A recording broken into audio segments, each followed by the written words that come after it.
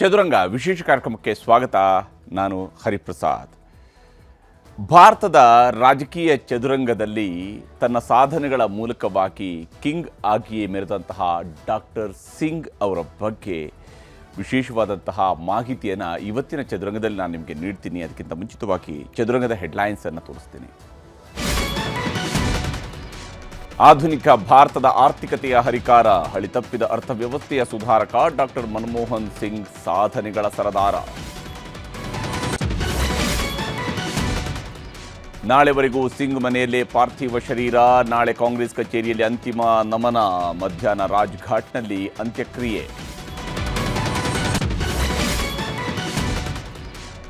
ಉತ್ತರ ಕರ್ನಾಟಕ ಪ್ರವಾಹಕ್ಕೆ ಪರಿಹಾರ, ಆರ್ಟಿಕಲ್ 371J ಮೂಲಕ ಕಲ್ಯಾಣ ಕರ್ನಾಟಕ ಅಭಿವೃದ್ಧಿ, ಬೆಂಗಳೂರನ್ನು ಐಟಿ ಹಬ್ ಮಾಡಲು ಸಿಂಗ್ ಕೊಡುಗೆ ಅಪಾರ.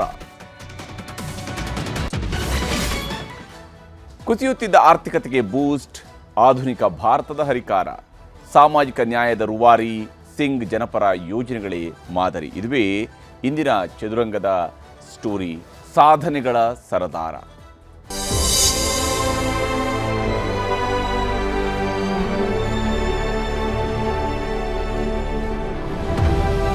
ಭಾರತದ ರಾಜಕೀಯದ ಚದುರಂಗದ ಆಟದಲ್ಲಿ ಡಾಕ್ಟರ್ ಮನಮೋಹನ್ ಸಿಂಗ್ ಅವರನ್ನು ಮೌನಿ ಮೋಹನ ಅಂತ ಕರೆದು ಟೀಕಿಸಿದ್ದು ಇದೆ.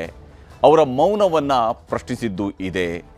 ಅದು ಅನೇಕ ಸಂದರ್ಭಗಳಲ್ಲಿ ಅನೇಕ ಸ್ವರೂಪಗಳಲ್ಲಿ ಟೀಕೆಗೆ ಗುರಿಯಾಗಿದ್ದು ಮಾತ್ರ ಅಲ್ಲದೆ ಟ್ರೋಲ್ಗಳಾಗಿಯೂ ಕೂಡ ಮಾರ್ಪಟ್ಟಿದ್ದು ಇದೆ. ಆದರೆ ಆ ಮೌನದ ಆಚೆಗೆ ಇದ್ದಂತಹ ಜ್ಞಾನ ಮತ್ತು ಅದರ ಮೂಲಕವಾಗಿ ಭಾರತದ ಆರ್ಥಿಕತೆಗೆ ಕೊಟ್ಟಂತಹ ಹೊಸ ರೂಪ, ಅದು ಇಡೀ ದೇಶ ಯಾವತ್ತೂ ಮರೆಯಲು ಸಾಧ್ಯವೇ ಇರದಂತಹ ಕೊಡುಗೆಗಳು ಡಾಕ್ಟರ್ ಮನಮೋಹನ್ ಸಿಂಗ್ ಅವರದ್ದು.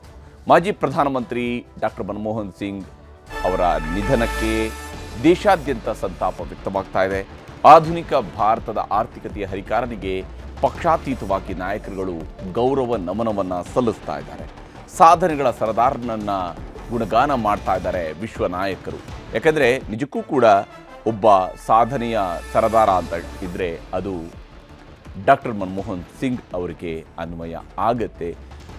ಅವರು ಈ ದೇಶದ ಆರ್ಥಿಕತೆಗೆ ಕೊಟ್ಟಿರುವಂತಹ ಕೊಡುಗೆಗಳು ನಾನಾ ಸ್ತರಗಳಲ್ಲಿ, ಅದು ಇಕನಾಮಿಕ್ ಅಡ್ವೈಸರ್ನ ರೂಪದಿಂದ ಆರಂಭ ಆಗಿ RBIನ ಗವರ್ನರ್ ಆಗಿ, ಯೋಜನಾ ಆಯೋಗದ ಉಪಾಧ್ಯಕ್ಷರಾಗಿ, ನಂತರ ಭಾರತದ ಆರ್ಥಿಕ ಸಚಿವರಾಗಿ, ಹಣಕಾಸು ಸಚಿವರಾಗಿ, ಮುಂದೆ ಭಾರತದ ಪ್ರಧಾನಮಂತ್ರಿಯಾಗಿ, ಹೀಗೆ ನಾನಾ ಹಂತಗಳಲ್ಲಿ ಕೆಲಸವನ್ನು ನಿರ್ವಹಿಸಿದಂಥವರು ಡಾಕ್ಟರ್ ಮನಮೋಹನ್ ಸಿಂಗ್. 92 ವರ್ಷದ ಪ್ರಾಯದಲ್ಲಿ ಅನಾರೋಗ್ಯದಿಂದಾಗಿ ನಿಧನರಾಗಿದ್ದಾರೆ. ವಯೋಸಹಜ ಅನಾರೋಗ್ಯ ಅವರನ್ನು ಕಾಡ್ತಾ ಇತ್ತು. ಆದರೆ ಡಾಕ್ಟರ್ ಮನಮೋಹನ್ ಸಿಂಗ್ ಅವರ ಜೀವನದ ಸಾಧನೆಗಳನ್ನು ನೋಡ್ತಾ ಹೋದರೆ ಭಾರತದ ಅಭಿವೃದ್ಧಿಯಲ್ಲಿ ಅವರ ಕೊಡುಗೆ ಅಪಾರ. ಅದನ್ನು ನಿಮಗೆ ಒಂದೊಂದಾಗಿ ವಿವರಿಸುವಂತಹ ಪ್ರಯತ್ನವನ್ನು ಮಾಡ್ತೀನಿ. ಬಹಳ ಮುಖ್ಯವಾಗಿ ಆರ್ಥಿಕತೆಯ ದಿಕ್ಕು ಬದಲಿಸಿದ್ದಂಥದ್ದು ಡಾಕ್ಟರ್ ಸಿಂಗ್ ಅಂತಲೇ ಹೇಳಬೇಕು. ಯಾಕಂದರೆ ಭಾರತ 1990ರ ದಶಕದವರೆಗೂ ಕೂಡ ಸ್ವತಂತ್ರ ಭಾರತ ತನ್ನ ಆರ್ಥಿಕ ನೀತಿಯನ್ನು ಅನುಸರಿಸಿಕೊಂಡು ಬಂದಂಥದ್ದು ರಷ್ಯನ್ ಮಾದರಿಯ ಜೊತೆಗೆ ನಮ್ಮಲ್ಲಿ ಸೋಷಿಯಲಿಸ್ಟ್ ಇಕಾನಮಿಯನ್ನು ಅಳವಡಿಸಿಕೊಂಡಿದ್ದು, ಲೈಸೆನ್ಸ್ ರಾಜ್ ಅನ್ನುವಂತಹ ಪದ್ಧತಿಗಳಿದ್ವು, ಮುಕ್ತ ಮಾರುಕಟ್ಟೆಯ ವ್ಯವಸ್ಥೆ ಇರಲಿಲ್ಲ ಭಾರತದಲ್ಲಿ. ಆದರೆ ದೇಶದ ಆರ್ಥಿಕತೆ ಹದಗೆಟ್ಟಿದ್ದ ಸಂದರ್ಭದಲ್ಲಿ ಡಾಕ್ಟರ್ ಸಿಂಗ್ ಅವರ ಎಂಟ್ರಿ ಆಗುತ್ತೆ. ಡಾಕ್ಟರ್ ಸಿಂಗ್ ಅವರನ್ನು ಇನ್ಫ್ಯಾಕ್ಟ್ ಚಂದ್ರಶೇಖರ್ ಅವರು ಪ್ರಧಾನಮಂತ್ರಿ ಆಗಿದ್ದಂಥ ಅವಧಿಯಲ್ಲೂ ಕೂಡ ಅವರ ಅಡ್ವೈಸರ್ ಆಗಿ ತೆಗೆದುಕೊಳ್ತಾರೆ. ನಂತರ ಒಂದು ಸಣ್ಣ ಪೀರಿಯಡ್ನಲ್ಲಿ ಅವರು ವಿದೇಶದಲ್ಲಿ ಇರ್ತಾರೆ. ಆ ಸಂದರ್ಭದಲ್ಲಿ ಅವರನ್ನು ಆರ್ಥಿಕ ಸಚಿವರಾಗಿ, ದೇಶದ ಹಣಕಾಸು ಸಚಿವರಾಗಿ ಅವ್ರನ್ನ ಕ್ಯಾಬಿನೆಟ್ಗೆ ಸೇರಿಸ್ಕೊಳ್ತಾರೆ PV ನರಸಿಂಹರಾಯರು. ಅಲ್ಲಿಂದ ನಂತರ ನಡೆಯುವಂಥದ್ದು ದೊಡ್ಡದಾದಂತಹ ವಿಸ್ಮಯ ಭಾರತದ ಆರ್ಥಿಕತೆಯ ದೃಷ್ಟಿಯಿಂದ ಕೂಡ. ಕೇವಲ 15 ದಿವಸಗಳಿಗೆ ಬೇಕಷ್ಟು ಮಾತ್ರನೇ ವಿದೇಶಿ ವಿನಿಮಯ ಈ ದೇಶದಲ್ಲಿರುತ್ತೆ. ಅಂದರೆ ನಮಗೆ ಆಮದು ಮಾಡಿಕೊಳ್ಳೋದಕ್ಕೆ ಸಾಧ್ಯ ಆಗದಂತಹ ಪರಿಸ್ಥಿತಿ ಇರುತ್ತೆ. ಅಂತಹ ಸಂದರ್ಭದಲ್ಲಿ ದೇಶದ ಚಿನ್ನವನ್ನು ಅಡವಿಟ್ಟು ಅದರ ಮೇಲೆ ಸಾಲವನ್ನು ತಂದು ಭಾರತದ ಆರ್ಥಿಕತೆಯ ಚಕ್ರವನ್ನು ಉರುಳಿಸೋದಕ್ಕೆ ಏನೇನು ಮಾಡಬಹುದು ಅವೆಲ್ಲವನ್ನು ಕೂಡ ಮಾಡಿದಂಥವರು ಡಾಕ್ಟರ್ ಮನಮೋಹನ್ ಸಿಂಗ್. ಹಣಕಾಸು ಸಚಿವರಾಗಿ ಅರ್ಥವ್ಯವಸ್ಥೆಯನ್ನು ಸುಸ್ಥಿರಗೊಳಿಸೋದಕ್ಕೆ ಸಿಂಗ್ ಅವರು ಸುಧಾರಣಾ ಮಂತ್ರವನ್ನು ಪಠಿಸೋದಕ್ಕೆ ಶುರು ಮಾಡಿದರು. ಅವರಿಗೆ ಗೊತ್ತಿತ್ತು ಭಾರತದ ಆರ್ಥಿಕತೆಯ ಸಮಸ್ಯೆಗಳು ಎಲ್ಲಿ ನಿಂತಿದ್ದಾವೆ ಮತ್ತು ಈ ದೇಶದ ಪೊಟೆನ್ಷಿಯಲ್ ಏನಿದೆ ಅಂತ. ಈ ದೇಶದಲ್ಲಿ ಇರುವಂತಹ ಶಕ್ತಿ ಅಂಥದ್ದು. ಭಾರತಕ್ಕೆ ಜನಸಂಖ್ಯೆ ಯಾವ ರೀತಿಯಾಗಿ ಶಾಪವಾಗಿತ್ತು ಅದು ವರ ಆಗೋದಕ್ಕೂ ಕೂಡ ಅವಕಾಶಗಳಿದ್ದಾವೆ ಅನ್ನುವಂಥದ್ದನ್ನು ಒಬ್ಬ ಆರ್ಥಿಕ ತಜ್ಞರಾಗಿ ಅವರು ಮನಗಂಡಿದ್ರು. ಜನಸಂಖ್ಯಾ ಸ್ಫೋಟಕ್ಕೆ ನಿಯಂತ್ರಣವನ್ನು ಹೇರೋದಕ್ಕೆ ಬೇಕಾಗಿ ಅನೇಕ ಕಾರ್ಯಕ್ರಮಗಳು ಅಷ್ಟೊತ್ತಿಗಾಗಲೇ ಈ ದೇಶದಲ್ಲಿ ಬಂದಿದ್ವು ನಿಜ. ಆದರೆ ಭಾರತದ ಜನಸಂಖ್ಯೆಯ ಜೊತೆಗೇ ಇಲ್ಲಿರುವಂತಹ ಯಂಗ್ ಜನರೇಷನ್ಗೆ ಉದ್ಯೋಗ ಸೃಷ್ಟಿ ಮಾಡಿದರೆ ಭಾರತದ ಆರ್ಥಿಕತೆಗೆ ದೊಡ್ಡ ವೇಗ ಸಿಗಬಹುದು ಅನ್ನುವಂತಹ ನಿಟ್ಟಲ್ಲೂ ಕೂಡ ಅರ್ಥವ್ಯವಸ್ಥೆಯನ್ನು ಸುಸ್ಥಿರಗೊಳಿಸೋದಕ್ಕೆ ಸುಧಾರಣಾ ಮಂತ್ರವನ್ನು ಪಡಿಸ್ತಾರೆ. ಲೈಸೆನ್ಸ್ ರಾಜ್ ಸ್ಥಿತಿಯನ್ನು ಬದಲಿಸಿ ಮುಕ್ತ ಮಾರುಕಟ್ಟೆಯ ನೀತಿಯನ್ನು ಜಾರಿ ತರ್ತಾರೆ. ಇದರಿಂದಾಗಿ ವಿದೇಶಿ ಬಂಡವಾಳ ಹೂಡಿಕೆ ಭಾರತದಲ್ಲಿ ಶುರುವಾಗುತ್ತೆ. ಜಾಗತೀಕರಣ ಇದು ಅವರ ಬಹಳ ಮುಖ್ಯವಾದಂತಹ ಒಂದು ಕ್ರಮ ಆಗಿತ್ತು. ಅವರ ಮೊದಲ ಬಜೆಟ್ನಲ್ಲೇ ಅದಕ್ಕೆ ಬೇಕಾದಂತಹ ಸುಧಾರಣಾ ಕ್ರಮಗಳಿಗೆ ಅವರು ಮುನ್ನುಡಿಯನ್ನು ಬರೀತಾರೆ. ಆಗಲೂ ಕೂಡ ಅವರಲ್ಲಿ ವಿಶ್ವಾಸ ಇತ್ತು, ಒಂದು ಐಡಿಯಾ ಶುರುವಾಗಿದೆ, ಇದನ್ನು ಈಗ ತಡೆಯೋದಕ್ಕೆ ಸಾಧ್ಯ ಇಲ್ಲ ಅಂತ ಹೇಳ್ತಾರೆ. ಅದು ಅವರ ಮೊದಲ ಬಜೆಟ್ನಲ್ಲಿ ಬಂದಂತಹ ಮಾತು. ಆ ಐಡಿಯಾ ಮುಂದೆ ಭಾರತದ ಐಡಿಯಾವನ್ನು ಮೇಲಿನ ಸ್ಥಿತಿಗೆ ತಂದು ನಿಲ್ಲಿಸಿರುವಂಥದ್ದು, ಆರ್ಥಿಕವಾಗಿ ಬಹಳ ಮೇಲ್ಸ್ತರಕ್ಕೆ ತಂದು ನಿಲ್ಲಿಸಿರುವಂಥದ್ದು ಕೂಡ ಅದೇ ಐಡಿಯಾ ಆಗಿದ್ದಿತ್ತು ಡಾಕ್ಟರ್ ಮನಮೋಹನ್ ಸಿಂಗ್ ಅವರದ್ದು. ವಿಶೇಷವಾಗಿ ಲೈಸೆನ್ಸ್ ರಾಜ್ ಸ್ಥಿತಿಯಿಂದ ಮುಕ್ತ ಮಾರುಕಟ್ಟೆ ನೀತಿಯನ್ನು ಜಾರಿಗೊಳಿಸ್ತಾರೆ. ಮತ್ತು ಇದಕ್ಕೆ ಪೂರಕವಾಗಿಯೇ ಡಾಕ್ಟರ್ ಮನಮೋಹನ್ ಸಿಂಗ್ ಅವರು ಭಾರತದ ಆರ್ಥಿಕ ನೀತಿಯನ್ನು ಜಾಗತೀಕರಣಕ್ಕೆ ತೆರೆಯುವಂತಹ ಕೆಲಸವನ್ನು, ಭಾರತದ ಏನು ಈ ಬಾಗಿಲುಗಳನ್ನು, ಆರ್ಥಿಕತೆಯ ಬಾಗಿಲುಗಳನ್ನು ತೆರೆದು ಅದನ್ನು ಜಾಗತೀಕರಣಕ್ಕೆ ತೆರೆದು ನಿಲ್ಲಿಸಿದ್ದು ಕೂಡ ಡಾಕ್ಟರ್ ಮನಮೋಹನ್ ಸಿಂಗ್ ಅವರ ಅತಿದೊಡ್ಡ ಸಾಧನೆ. ಪಿ ವಿ ನರಸಿಂಹರಾಯರ ಸಾಧನೆಯೂ ಕೂಡ ಅದನ್ನು ಸ್ಮರಿಸಲೇಬೇಕಾಗುತ್ತೆ. ಯಾಕಂದರೆ ಪಿ ವಿ ನರಸಿಂಹರಾಯರು ಪ್ರಧಾನಮಂತ್ರಿ ಆಗಿದ್ದುಕೊಂಡು MP ಆಗಿರಲಿಲ್ಲ, ರಾಜ್ಯಸಭಾ ಮೆಂಬರ್ ಆಗಿರಲಿಲ್ಲ, ಕಾಂಗ್ರೆಸ್ನಲ್ಲಿ ಗುರುತಿಸ್ಕೊಂಡಿರಲಿಲ್ಲ, ಆರ್ಥಿಕ ತಜ್ಞ ಅನ್ನುವಂಥದ್ದನ್ನು ಹೊರತಾಗಿ ಬೇರೆನೇನೂ ಇರಲಿಲ್ಲ. ಆದರೆ ಅಂಥವರನ್ನು ಆಯ್ಕೆ ಮಾಡ್ಕೊಳ್ಳೋದಿದೆಯಲ್ಲ, ಕ್ಯಾಬಿನೆಟ್ನ ಒಳಗಡೆ ತೆಗೆದುಕೊಳ್ಬೇಕು, ಅಂಥವರನ್ನು ಹಣಕಾಸು ಸಚಿವನಾಗಿ ಮಾಡಬೇಕು ಅನ್ನೋಂಥ ಐಡಿಯಾ ಇದೆಯಲ್ಲ, ಆ ಐಡಿಯಾ ಪಿ ವಿ ನರಸಿಂಹರಾಯರದ್ದಾಗಿತ್ತು. ಜಾಗತಿಕ ಮಟ್ಟದಲ್ಲಿ ಭಾರತೀಯ ಉತ್ಪನ್ನಗಳಿಗೂ ಕೂಡ ಮಾರುಕಟ್ಟೆ ವ್ಯವಸ್ಥೆಯನ್ನು ಕಲ್ಪಿಸುವಂತಹ ಕೆಲಸವನ್ನು ಡಾಕ್ಟರ್ ಮನಮೋಹನ್ ಸಿಂಗ್ ಅವರು ಮಾಡ್ತಾರೆ. 1990ರ ದಶಕ ಭಾರತದ ಪಾಲಿಗೆ ಅತ್ಯಂತ ನಿರ್ಣಾಯಕವಾದಂತಹ ಮತ್ತು ಭಾರತದ ಅಭಿವೃದ್ಧಿಯ ವೇಗವನ್ನು ದೊಡ್ಡ ಮಟ್ಟಕ್ಕೆ ಹೆಚ್ಚಿಸಿದಂತಹ ಆ ಒಂದು ದಶಕವನ್ನು ನಾವು ಅದೇ ಸ್ವರೂಪದಲ್ಲಿ ಪರಿಗಣಿಸಬೇಕಾಗುತ್ತೆ. ಭಾರತದ ಇಡೀ ರಾಜಕೀಯ ವ್ಯವಸ್ಥೆ ಅಸ್ಥಿರವಾಗಿದ್ದಂತಹ ಕಾಲಘಟ್ಟವು ಕೂಡ ಅದೇ 10 ವರ್ಷಗಳು. ಅಂದರೆ ಸಮ್ಮಿಶ್ರ ಸರ್ಕಾರಗಳ ನಡುವೆ ನಡೀತಾ ಬಂದಂತಹ ಆಡಳಿತ. ಅಂತಹ ಆ ದಶಕದ ಆರಂಭದಲ್ಲೇ ಒಂದು ಭದ್ರ ಬುನಾದಿಯನ್ನು ಭಾರತದ ಆರ್ಥಿಕತೆಗೆ ಹಾಕಿಕೊಟ್ಟಂಥದ್ದು ಡಾಕ್ಟರ್ ಮನಮೋಹನ್ ಸಿಂಗ್. ಮತ್ತು ಡಾಕ್ಟರ್ ಮನಮೋಹನ್ ಸಿಂಗ್ ಪ್ರಧಾನಿ ಆಗ್ತಾ ಇದ್ದಂತೆಯೇ ಆರ್ಥಿಕತೆಗೆ ವೇಗವೂ ಕೂಡ ಸಿಗುತ್ತೆ. 2004ರಲ್ಲಿ ಅವರು ಪ್ರಧಾನಮಂತ್ರಿ ಆಗ್ತಾರೆ. ಆಗ ಆರ್ಥಿಕತೆಗೆ ಮತ್ತಷ್ಟು ವೇಗ ಸಿಗುತ್ತೆ. ವ್ಯಾಟನ್ನು ಇನ್ಫ್ಯಾಕ್ಟ್ ಹಿಂದಿನ ಪ್ರಧಾನಮಂತ್ರಿ ಆಗಿದ್ದಂತಹ ಅಟಲ್ ಬಿಹಾರಿ ವಾಜಪೇಯಿ ಅವರ ಅವಧಿಯಲ್ಲಿ ಘೋಷಣೆ ಮಾಡಿದರೂ ಕೂಡ ಅದನ್ನು ಸಂಪೂರ್ಣವಾಗಿ ಜಾರಿಗೊಳಿಸುವಂತಹ ಕೆಲಸವನ್ನು ಡಾಕ್ಟರ್ ಮನಮೋಹನ್ ಸಿಂಗ್ ಅವರ ಅವಧಿಯಲ್ಲಿ ಶುರುವಾಗುತ್ತೆ. ಮತ್ತು ಆ ವ್ಯಾಟ್ ಮೂಲಕವಾಗಿ ಸಂಪನ್ಮೂಲಗಳ ಸಂಗ್ರಹ, ತೆರಿಗೆ ಸಂಗ್ರಹ, ಇದಕ್ಕೊಂದು ಹೊಸ ವೇಗವೂ ಕೂಡ ಸಿಗುತ್ತೆ. ಇದು ಭಾರತದ ಆರ್ಥಿಕತೆಯನ್ನು ಹೆಚ್ಚಿಸೋದರಲ್ಲಿ ಬಹಳ ಮುಖ್ಯವಾದಂತಹ ಕೆಲಸವನ್ನು ಮಾಡುತ್ತೆ. ಡಾಕ್ಟರ್ ಸಿಂಗ್ ಮತ್ತು ಚಿದಂಬರಂ ನೇತೃತ್ವದಲ್ಲಿ ಡಾಕ್ಟರ್ ಮನಮೋಹನ್ ಸಿಂಗ್ ಅವರು ಪ್ರಧಾನಮಂತ್ರಿ ಆಗಿದ್ದಾಗ ಮೊದಲ ಅವಧಿಯಲ್ಲಿ ಚಿದಂಬರಂ ಅವರು ಹಣಕಾಸು ಮಂತ್ರಿಗಳಾಗಿರ್ತಾರೆ. ಅವರ ನೇತೃತ್ವದಲ್ಲಿ 8ರಿಂದ 9% ಆರ್ಥಿಕ ಬೆಳವಣಿಗೆಯನ್ನು ಕೂಡ ಭಾರತ ಕಂಡಿರುವಂಥದ್ದು ಇತಿಹಾಸ. 2007ರಲ್ಲಿ ಭಾರತ ಮೊದಲ ಬಾರಿಗೆ 1 ಟ್ರಿಲಿಯನ್ ಇಕಾನಮಿಯಾಗಿ ಮಾರ್ಪಡುತ್ತೆ. ಇವತ್ತು ಭಾರತ ನಾವು 5 ಟ್ರಿಲಿಯನ್ ಇಕಾನಮಿಯ ಕನಸನ್ನು ಕಾಣಬೇಕಾದ್ರೆ ಆ 1 ಟ್ರಿಲಿಯನ್ ಮುಟ್ಟಿರುವಂಥದ್ದು ಕೂಡ ಬಹಳ ಮಹತ್ತರವಾದಂತಹ ಸಾಧನೆ ಆಗಿತ್ತು. ಯಾಕೆಂದರೆ ಭಾರತದ ಆರ್ಥಿಕತೆಯನ್ನು ವಿಸ್ತೃತವಾಗಿ ನೋಡಿದಾಗ ಆ 1 ಟ್ರಿಲಿಯನ್ ಸಾಧನೆಯ ಅಗಾಧತೆ ನಮ್ಮ ಅರಿವಿಗೆ ಬರುತ್ತೆ. ಇನ್ನು ಮುಂದುವರೆದು ಬ್ಯಾಂಕಿಂಗ್ ಮತ್ತು ಹಣಕಾಸು ವ್ಯವಸ್ಥೆಗಳಿಗೆ ಪ್ರೋತ್ಸಾಹ ಮತ್ತು ಪಾರದರ್ಶಕತೆಯನ್ನು ತರುವಂತಹ ಕೆಲಸವನ್ನು ಡಾಕ್ಟರ್ ಮನಮೋಹನ್ ಸಿಂಗ್ ಅವರು ಮಾಡ್ತಾರೆ. ತಮ್ಮ ಆಡಳಿತದ ಅವಧಿಯಲ್ಲಿ ಅದಕ್ಕೆ ಪೂರಕವಾದಂತಹ ಕೆಲಸಗಳು ಮಾಡ್ತವೆ. ಆಡಳಿತ ನಡೆಸ್ತಾ ಇರುವ ಸಂದರ್ಭಗಳಲ್ಲಿ ಅನೇಕ ಟೀಕೆ ಟಿಪ್ಪಣಿಗಳು ಬರುವಂಥದ್ದು ಸರ್ವೇ ಸಹಜ, ಸಾಮಾನ್ಯ. ಯಾಕಂದರೆ ಯಾವುದೇ ಒಬ್ಬ ಆಡಳಿತಗಾರನ ಆಡಳಿತವನ್ನು ಪ್ರಸಕ್ತ ಸ್ಥಿತಿಯಲ್ಲಿ ನೋಡಿದಾಗ ಅದರಲ್ಲಿ ಟೀಕೆಗಳು, ಅನೇಕ ಅಂಶಗಳು ಇದ್ದೇ ಇರ್ತವೆ. ಆದರೆ ಆ ವ್ಯಕ್ತಿ ಇಲ್ಲದೇ ಇದ್ದಂತಹ ಸಂದರ್ಭದಲ್ಲಿ ಅವರ ಒಟ್ಟು ಕೆಲಸಗಳು ಮಾತನಾಡೋದಕ್ಕೆ ಶುರು ಮಾಡ್ತವಲ್ಲ, ಆವಾಗ ಒಂದೊಂದೇ ಅಂಶಗಳನ್ನು ನಾವಿಲ್ಲಿ ಪಾಯಿಂಟ್ ಔಟ್ ಮಾಡ್ತಾ ಇರುವಂಥದ್ದು. ಇಲ್ಲಿ ರಾಷ್ಟ್ರೀಯ ಬ್ಯಾಂಕ್ಗಳಲ್ಲಿದ್ದಂತಹ ರೈತರ ಸಾಲ ಮನ್ನಾವನ್ನು ಮಾಡುವಂತಹ ಘೋಷಣೆಯನ್ನು 2009ರ ಚುನಾವಣೆಯ ದೃಷ್ಟಿಯಿಂದ ಅವರು ಮಾಡಿದ್ರು ಅಂತ ಹೇಳಿದರೂ ಕೂಡ 72,000 ಕೋಟಿ ರೂಪಾಯಿಗಳನ್ನು ರೈತರ ತಲಾ 50,000 ರೂಪಾಯಿವರೆಗೆ ಸಾಲ ಮನ್ನಾವನ್ನು ಮಾಡಿಸ್ತಾರೆ. ರಾಷ್ಟ್ರೀಕೃತ ಬ್ಯಾಂಕ್ಗಳಲ್ಲಿ, ಸಾಮಾನ್ಯವಾಗಿ ಸಹಕಾರಿ ಬ್ಯಾಂಕ್ಗಳಲ್ಲಿ ರಾಜ್ಯ ಸರ್ಕಾರಗಳು ಸಾಲ ಮನ್ನಾವನ್ನು ಮಾಡ್ತವೆ. ಆದರೆ ರಾಷ್ಟ್ರೀಕೃತ ಬ್ಯಾಂಕ್ಗಳಲ್ಲಿ ರೈತರ ಸಾಲ ಮನ್ನಾವನ್ನು ಮಾಡಿಸಿದ್ದು ಕೂಡ ಡಾಕ್ಟರ್ ಮನಮೋಹನ್ ಸಿಂಗ್ ಅವರು 2009ರಲ್ಲಿ. ಇದರ ಪರಿಣಾಮವಾಗಿ UPA 2 UPA 2 ಅಂದರೆ 10 ವರ್ಷಗಳ ಆಳ್ವಿಕೆಯ ಅವಕಾಶವೂ ಕೂಡ ಡಾಕ್ಟರ್ ಮನಮೋಹನ್ ಸಿಂಗ್ ಅವರಿಗೆ ಒದಗಿ ಬರುತ್ತೆ. ಮತ್ತು ಭಾರತದ ಮಿಡಲ್ ಕ್ಲಾಸ್ ಜನ, ಸಾಮಾನ್ಯ ಜನ ಕಾಂಗ್ರೆಸ್ ಪರವಾಗಿ ದೊಡ್ಡ ಸಂಖ್ಯೆಯಲ್ಲಿ 2009ರ ಲೋಕಸಭಾ ಚುನಾವಣೆಯಲ್ಲಿ ಮತ ಹಾಕ್ತಾರೆ. ಮುಂದುವರೆದು ಕೈಗಾರಿಕಾ ಸ್ನೇಹಿ ನೀತಿಗಳ ಜಾರಿಯಿಂದಾಗಿ ಉದ್ಯೋಗ ಸೃಷ್ಟಿಗೆ ಹೆಚ್ಚಿನ ಆದ್ಯತೆಯನ್ನು ಕೊಡ್ತಾರೆ. ಬಡತನದಲ್ಲಿ ಬಸವಳಿದಂತಹ ಭಾರತದಲ್ಲಿ ಸುಮಾರು 20 ಕೋಟಿ ಜನರನ್ನು ಬಡತನದ ರೇಖೆಗಿಂತ ಕೆಳಗಿದ್ದಂಥವ್ರನ್ನ ಮೇಲಕ್ಕೆ ತಂದಿರುವಂತಹದ್ದು ಕೂಡ ಡಾಕ್ಟರ್ ಮನಮೋಹನ್ ಸಿಂಗ್ ಅವರ ಅವಧಿಯ ಬಹಳ ದೊಡ್ಡದಾದಂತಹ ಸಾಧನೆ. ಬೇರೆ ಬೇರೆ ರಾಜ್ಯಗಳಲ್ಲಿ ಮಿಡಲ್ ಕ್ಲಾಸ್ ಜನರ ಸಂಖ್ಯೆ, ಅಂದರೆ ಮಿಡಲ್ ಕ್ಲಾಸ್ ಅನ್ನುವಂಥದ್ದು ತುಂಬ ದೊಡ್ಡ ಮಟ್ಟದಲ್ಲಿ ಬೆಳೆಯೋದಕ್ಕೂ ಕೂಡ ಕಾರಣ ಆಗಿರುವಂಥದ್ದು ಡಾಕ್ಟರ್ ಮನಮೋಹನ್ ಸಿಂಗ್ ಅವರು. ಬಡವರಿದ್ದಂಥವರು ಮಿಡಲ್ ಕ್ಲಾಸಿಗೆ ಪ್ರಮೋಷನನ್ನು ಪಡೆದಂತೆ, ಬಡ್ತಿಯನ್ನು ಪಡೆದಂತೆ ಆಗಿರುವಂಥದ್ದು ಅವರ ಆಡಳಿತದ ಅವಧಿಯಿಂದಾಗಿ, ಅವರ ಆರ್ಥಿಕ ನೀತಿಗಳಿಂದಾಗಿ, ಅದು ಸೃಷ್ಟಿಸಿದಂತಹ ಉದ್ಯೋಗಗಳಿಂದಾಗಿ, ಅದು ತಂದಂತಹ ಹೂಡಿಕೆಗಳಿಂದಾಗಿ. IT BTಗೆ ಆದ್ಯತೆಯನ್ನು ನೀಡಿ ಉದ್ಯೋಗಾವಕಾಶಗಳಿಗೂ ಕೂಡ ಹೆಚ್ಚಿನ ಒತ್ತನ್ನು ಕೊಡುವಂತಹ ಕೆಲಸವನ್ನು ಡಾಕ್ಟರ್ ಮನಮೋಹನ್ ಸಿಂಗ್ ಅವರು ಮಾಡ್ತಾರೆ. ಅಷ್ಟೇ ಅಲ್ಲದೆ ಅದಕ್ಕೆ ಪೂರಕವಾದಂತಹ ವಾತಾವರಣವನ್ನು ನಿರ್ಮಾಣ ಮಾಡೋದಕ್ಕೆ ಬೇಕಾದಂತಹ, ಅದು ಎಜುಕೇಷನ್ ವಿಚಾರದಲ್ಲಿ ಕೊಡಬೇಕಾಗಿದ್ದಂಥ ಆದ್ಯತೆಯನ್ನು ಕೂಡ ಅವರ ಆಳ್ವಿಕೆಯ ಅವಧಿಯಲ್ಲಿ ನೀಡಲಾಗಿತ್ತು. ತೈಲೋತ್ಪನ್ನ ರಾಷ್ಟ್ರಗಳೊಂದಿಗೆ ಭಾರತ ಸಮನ್ವಯತೆಯನ್ನು ಸಾಧಿಸಿತ್ತು.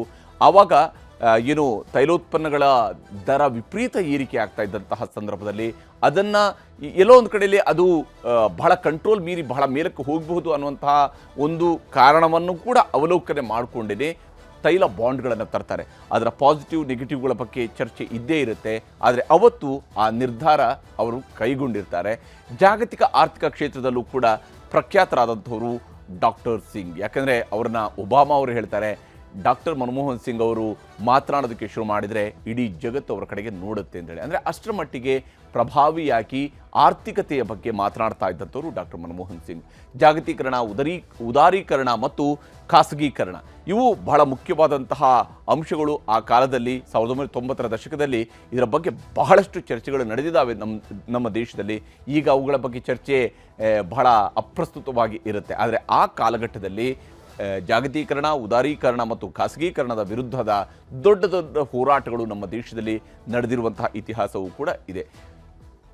ತೆರಿಗೆ ವ್ಯವಸ್ಥೆಯ ಸರಳೀಕರಣ, ಕಾನೂನು ಸಡಿಲಿಕೆ ಮೂಲಕ ಉದ್ಯಮ ಸ್ನೇಹಿ ವಾತಾವರಣವನ್ನು ನಿರ್ಮಿಸುವುದರ ಕಡೆಗೆ ಬಹಳ ಪ್ರೋತ್ಸಾಹಗಳನ್ನು ಕೊಟ್ಟಿರುವಂಥದ್ದು. ನಂತರ ಬಂದಿರುವಂಥ ಅನೇಕ ಸರ್ಕಾರಗಳು, ಹಲವು ಸರ್ಕಾರಗಳು ಅವುಗಳನ್ನು ಮತ್ತಷ್ಟು ಮೇಲ್ಸ್ತರಕ್ಕೆ ತೆಗೆದುಕೊಂಡು ಬಂದು ಅದರಲ್ಲಿ ಮತ್ತಷ್ಟು ಸುಧಾರಣೆಗಳನ್ನು ತಂದಿರುವಂಥದ್ದು ಕೂಡ ಭಾರತದ ಆರ್ಥಿಕತೆಯ ವೇಗ ಹೆಚ್ಚಳ ಮಾಡುವಂಥ ನಿಟ್ಟಿನಲ್ಲಿ ಬಹಳ ಮುಖ್ಯವಾದಂಥ ಕ್ರಮಗಳೇ ಆಗಿದ್ವು ಕೂಡ. ಡಾಕ್ಟರ್ ಮನಮೋಹನ್ ಸಿಂಗ್ ಅವರು ಆ ಕಾಲಘಟ್ಟದಲ್ಲಿ ತೆಗೆದುಕೊಂಡಂತಹ ನಿರ್ಧಾರ ಬಹಳ ಪ್ರಮುಖವಾಗಿತ್ತು. ಭಾರತಕ್ಕೆ ಹರಿದು ಬಂದಂತಹ ವಿದೇಶಿ ಬಂಡವಾಳ ಮತ್ತು ವಿದೇಶಿ ತಂತ್ರಜ್ಞಾನ ಇವು ನಿಜಕ್ಕೂ ಕೂಡ ಭಾರತದ ಆರ್ಥಿಕ ಶಕ್ತಿಯನ್ನು, ವಿಶ್ವ ಮಾನ್ಯತೆಯನ್ನು ಪಡೆದುಕೊಳ್ಳೋದರ ಕಡೆಗೆ ಹೋಗುವಂತೆ ಮಾಡಿತು. ಮತ್ತು 2008ರಲ್ಲಿ ನಡೆದಂತಹ ಅತಿದೊಡ್ಡ ರಿಸೆಷನ್ನ ಸಂದರ್ಭದಲ್ಲಿ, ಜಾಗತಿಕ ಆರ್ಥಿಕ ಮುಗ್ಗಟ್ಟಿನ ಪರಿಸ್ಥಿತಿಯಲ್ಲೂ ಕೂಡ ಭಾರತ ಡಬಲ್ ಡಿಜಿಟ್ನ ಗ್ರೋತನ್ನು ಗಳಿಸುವಂತಹ ಹಂತವನ್ನು ತಲುಪಿದ್ದು ಡಾಕ್ಟರ್ ಮನಮೋಹನ್ ಸಿಂಗ್ ಅವರ ಆಡಳಿತದ ಅವಧಿಯಲ್ಲಿ. ಇನ್ನು ಪ್ರಧಾನಿ ಸಿಂಗ್ ಅವರ ಹೆಗ್ಗುರುತುಗಳನ್ನು ನಾವಿಲ್ಲಿ ಪಾಯಿಂಟ್ಔಟ್ ಮಾಡಲೇಬೇಕು. ಯಾಕಂದರೆ ಒಬ್ಬ ವ್ಯಕ್ತಿ ಎಷ್ಟು ವರ್ಷಗಳ ಆಳ್ವಿಕೆಯನ್ನು ನಡೆಸಿದ್ದಾರೆ ಅನ್ನೋಂಥದ್ದು ಮುಖ್ಯ ಅಲ್ಲ, ಆ ವ್ಯಕ್ತಿ ಬಿಟ್ಟು ಹೋಗಿರುವಂತಹ ಹೆಜ್ಜೆ ಗುರುತುಗಳು ಬಹಳ ಮುಖ್ಯ ಆಗುತ್ತೆ. ಅವರ ಸಾಧನೆಯ ಸಾಕ್ಷಿಗುಡ್ಡೆಗಳು ಬಹಳ ಮುಖ್ಯ ಆಗುತ್ತೆ. ಆ ಸಾಕ್ಷಿಗುಡ್ಡೆಗಳು ಡಾಕ್ಟರ್ ಮನಮೋಹನ್ ಸಿಂಗ್ ಅವರ ವಿಚಾರದಲ್ಲಿ ಅವರು ಪ್ರಧಾನಮಂತ್ರಿ ಆಗಿದ್ದಂಥ ಅವಧಿಯಲ್ಲಿ ಬಹಳಷ್ಟಿದ್ವು. ಅದರಲ್ಲಿ ಬಹಳ ಮುಖ್ಯವಾದಂಥದ್ದು 2004ರಲ್ಲಿ ಆಡಳಿತಕ್ಕೆ ಬಂದಂತಹ ಡಾಕ್ಟರ್ ಮನಮೋಹನ್ ಸಿಂಗ್ ಅವರ ಸರ್ಕಾರ 2005ರಲ್ಲಿ ಮಹಾತ್ಮ ಗಾಂಧಿ ಗ್ರಾಮೀಣ ಉದ್ಯೋಗ ಖಾತ್ರಿ ಯೋಜನೆಯನ್ನು, MG ನರೇಗಾ ಯೋಜನೆಯನ್ನು ಜಾರಿಗೆ ತರುವಂಥದ್ದು, ಹಳ್ಳಿಗಳಲ್ಲಿ ಕೆಲಸ ಮಾಡ್ತಾ ಇರುವಂತಹ ಗುಳೆ ಹೋಗುವಂತಹ ಜನರನ್ನು ತಡೆಯೋದಕ್ಕೆ ಬೇಕಾಗಿ. ಯಾಕಂದರೆ ನಮ್ಮ ಕರ್ನಾಟಕದ ಉತ್ತರ ಭಾಗದಿಂದ ಹಾಗೆಯೇ ತೆಲಂಗಾಣ ಭಾಗದಿಂದ ದೊಡ್ಡ ಸಂಖ್ಯೆಯಲ್ಲಿ ಜನ ಮುಂಬೈ ಅಥವಾ ಪುಣೆ, ಗೋವಾ ಈ ರೀತಿಯಾದಂತಹ ಅನೇಕ ಪ್ರದೇಶಗಳಿಗೆ ಗುಳೆ ಹೋಗ್ತಾ ಇದ್ರು. ಅವರನ್ನು ತಡೆದು ಅವರವರದೇ ಊರುಗಳಲ್ಲಿ ಅವರಿಗೆ ಕೆಲಸ ಸಿಗಬೇಕು ಅಂತ ಹೇಳುವಂತಹ ನಿಟ್ಟಿನಲ್ಲಿ ತಂದಂತಹ ಬಹಳ ಮಹತ್ವಾಕಾಂಕ್ಷಿ ಯೋಜನೆ ಅಂತ ಹೇಳಿದರೆ ಅದು ಮಹಾತ್ಮ ಗಾಂಧಿ ಗ್ರಾಮೀಣ ಉದ್ಯೋಗ ಖಾತ್ರಿ ಯೋಜನೆ. ಈ ಯೋಜನೆಯ ಬಹಳ ದೊಡ್ಡ ಸಕ್ಸಸ್ಸನ್ನು ಆಂಧ್ರ ಪ್ರದೇಶ ಹಿಂದೆ YSR ಅವರು ಮುಖ್ಯಮಂತ್ರಿ ಆಗಿದ್ದಂಥ ಅವಧಿಯಲ್ಲಿ ಸಾಧಿಸೋದಕ್ಕೆ ಸಾಧ್ಯ ಆಗಿತ್ತು. ಅಷ್ಟರ ಮಟ್ಟಿಗೆ ಪರಿಣಾಮಕಾರಿಯಾಗಿ ಆ ಕೆಲಸವನ್ನು ಮಾಡಿಸಿದ್ರು. ಗುಳೆ ಹೋಗೋದನ್ನು ಬಹಳ ದೊಡ್ಡ ಸಂಖ್ಯೆಯಲ್ಲಿ ತಡೆಯುವಂತಹ ಕೆಲಸವನ್ನು ಆ ಭಾಗದಲ್ಲಿ ಮಾಡಿದರು.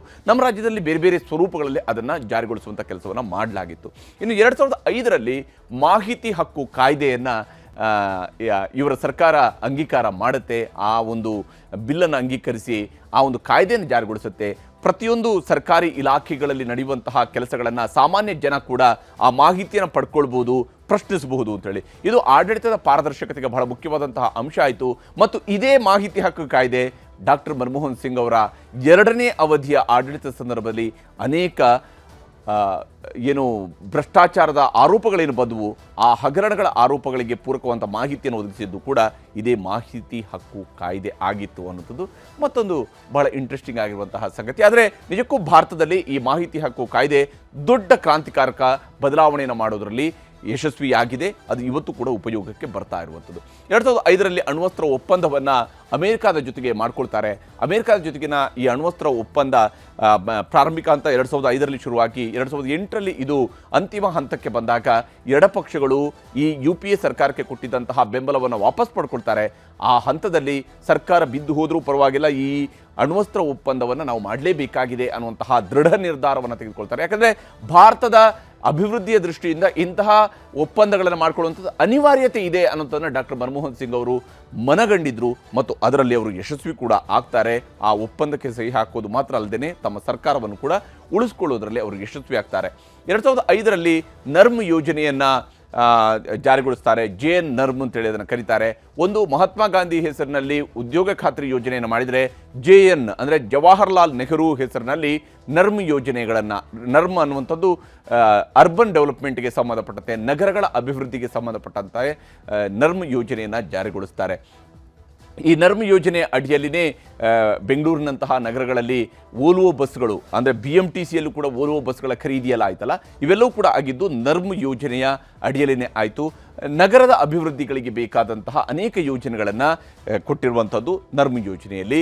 ಇದನ್ನು ಹಿಂದೆ BJP ಕರ್ನಾಟಕದಲ್ಲಿ ಆಡಳಿತದಲ್ಲಿದ್ದ ಸಂದರ್ಭದಲ್ಲಿ ಕೂಡ ಹೇಳ್ತಾ ಇರ್ತಿದ್ರು, ಯಾವ ಸ್ವರೂಪದಲ್ಲಿ ನಮಗೆ ಇದರಿಂದ ದೊಡ್ಡ ಮಟ್ಟದ ಸಹಾಯ ಕರ್ನಾಟಕಕ್ಕೆ ಸಿಗ್ತಾ ಇದೆ ಅಂತೇಳಿ. 2006ರಲ್ಲಿ ಅರಣ್ಯ ಹಕ್ಕು ಕಾಯ್ದೆಯನ್ನು ಜಾರಿಗೊಳಿಸಿ ಅರಣ್ಯಗಳಲ್ಲಿ ವಾಸಿಸ್ತಾ ಇರುವಂತಹ, ಅರಣ್ಯ ಪ್ರದೇಶಗಳಲ್ಲಿ ವಾಸಿಸ್ತಾ ಇರುವಂಥವ್ರಿಗೂ ಕೂಡ ಪೂರಕವಾದಂತಹ ಹಕ್ಕುಗಳನ್ನು ಒದಗಿಸುವಂತಹ ಕೆಲಸವನ್ನು ಡಾಕ್ಟರ್ ಮನಮೋಹನ್ ಸಿಂಗ್ ನೇತೃತ್ವದ ಸರ್ಕಾರ ಜಾರಿಗೊಳಿಸಿತು.